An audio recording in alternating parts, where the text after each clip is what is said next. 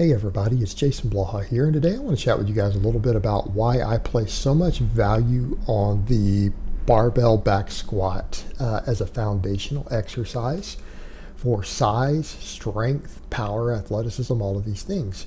And it's something that gets brought up every now and then because people ask me, they're like, Jason, all of your novice type programs, you have people squatting 3 days a week. And even on some of your more advanced programs for other lifters, you have everyone squatting twice a week with a pretty large amount of volume. It's not unusual. But why? Why do you have novice lifters focus so much more on the squat than on other exercises like even the bench press, the deadlift, the standing press, things like that? Now, you guys will notice though, realistically, I actually do have people in my later novice programs putting as much focus on the standing barbell press as the squat. But the reason I want novices to build an enormous base on the squat is that it is a foundational lift. It is one of the most important, if not the most important, foundational lift for putting on overall size and strength, power, everything on an individual. Even if you break off into other lifts later to replace it to some extent for large volumes of your training, or in some cases almost exclusively, it still plays a pivotal role in your initial foundation. And I think it is the single most important exercise for just your overall fitness in general to master early on. Now, I've talked a lot about the health benefits of leg strength for more aging populations. And so for people who are just worried about their longevity, I would say the squat probably needs to be their primary focus, or particularly women. Like if a woman says, I just want to be strong and fit and healthy, and they want the most bang for their buck, I would probably have them do nothing but barbell squats for the majority of their training. I mean, they could do other things and I would work other things in, but I would have them, in some cases, if they do nothing else, then at least get in and squat. And that's even what I tell to a lot of younger men who are lifting. Look, if you're short on gym time and you have to come in and you can't finish all your training for a day, at least come in and squat. At least come in and get under a heavy barbell and squat. And the reasons for this is that it is an exercise that does work the entire body. Yes, it's leg focused. Yes, it is one of the best quad builders out there. Now, some people will argue that point, and I will say that they're flat wrong. You can develop pretty much maximum quadricep size off of a barbell squat if it's done with enough volume and programmed correctly, right? It can absolutely be done. But it is still a full body exercise that puts an enormous amount of training stress on the entire body. It allows you to work with very large workloads, and you can recover from a higher workload on the squat than you can a lot of other exercises, interestingly enough. Now, there are some variations of it that you can get away with even more, like certain types of box squats for some lifters. And I'll get into some of the other benefits in a minute, but just overall muscle size. Your squat and the amount of workload you can do on a squat is heavily associated with the total amount of muscle mass in your body. And the majority of people out there early on, they need to put a heavy focus on gaining muscle as rapidly as possible, and not just in their biceps. I'm talking through their whole body. And I'm not saying that the squat is necessarily going to give you big biceps, but this has been looked at by coaches, and they noticed early on, even with high school football players and things, that if they put them on nothing but squats, their arms grew for at least the first few months. Their arms actually grew from doing squats early on. It's just they very quickly stop at a certain threshold. But for the novice lifter, you do get a pronounced system-wide overall anabolic response from it.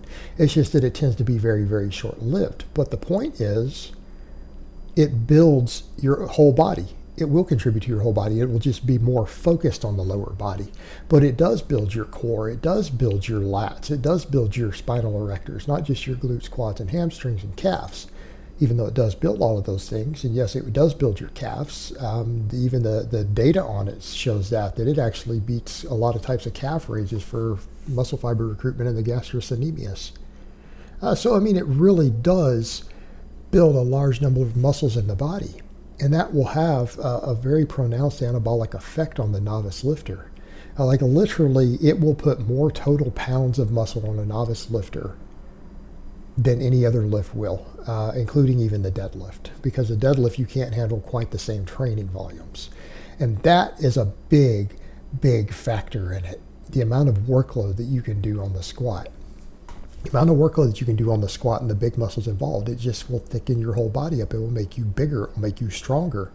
And the thing is that it is leg focused, of course. Like it has more focus on the legs than those other muscles.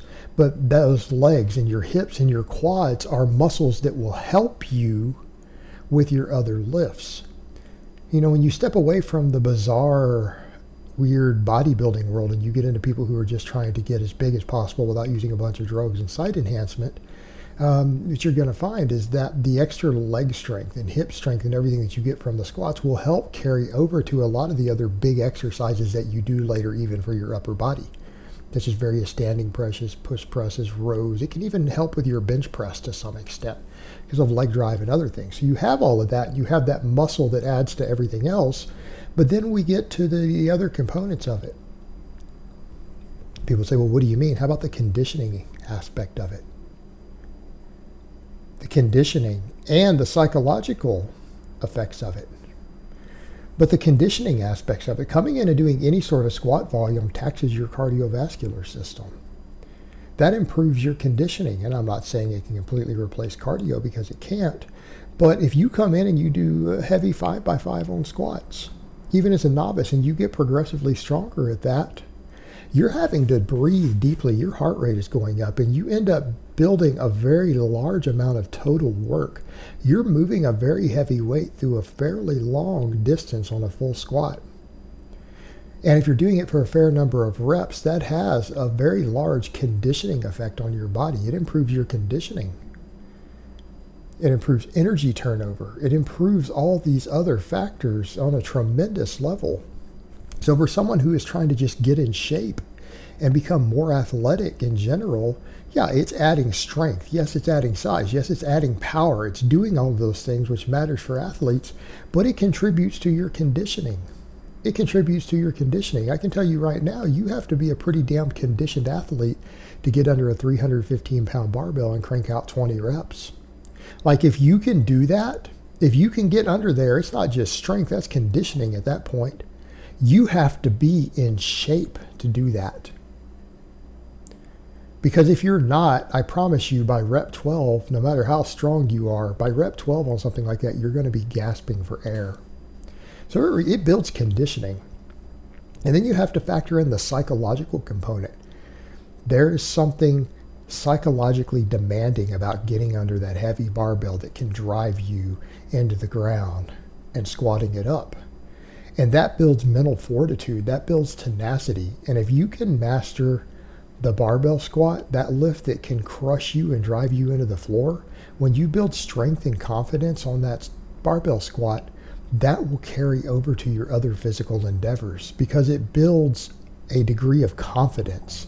It builds a degree of resilience, and that resilience carries over to your other training because squats are tough. There are times when you just have to embrace the suck when progressing hard on squats, and that will carry over to your other lifts. You're not going to be as afraid of other lifts. Like you're not as scared of a bench press, especially if you've got safeties that can catch it, because yeah, it might hit your chest, but you can roll it down. You're going to be scared of a standing press because you can just drop it to the floor. You're not going to be scared of a deadlift because if it gets too heavy, you can just turn loose. No harm, no foul. All right?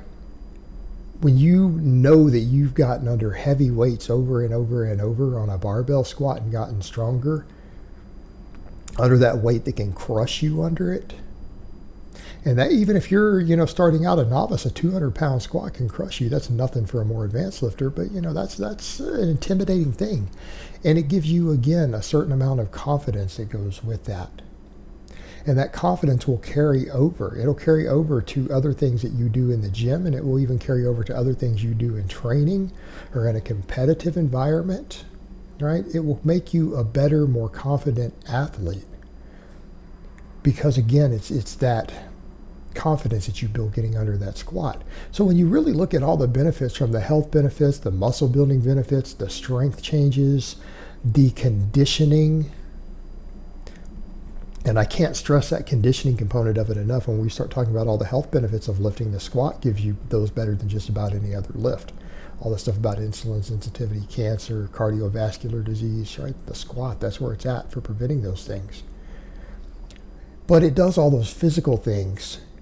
And it also has a psychological component to it that cannot be understated. That psychological component to getting strong on a deep barbell squat will carry over to other aspects of your training, your fitness, and everything else that you do. All right, guys, but that's really all I have to say on that today. I hope it's been informative, and I will talk to you guys next time.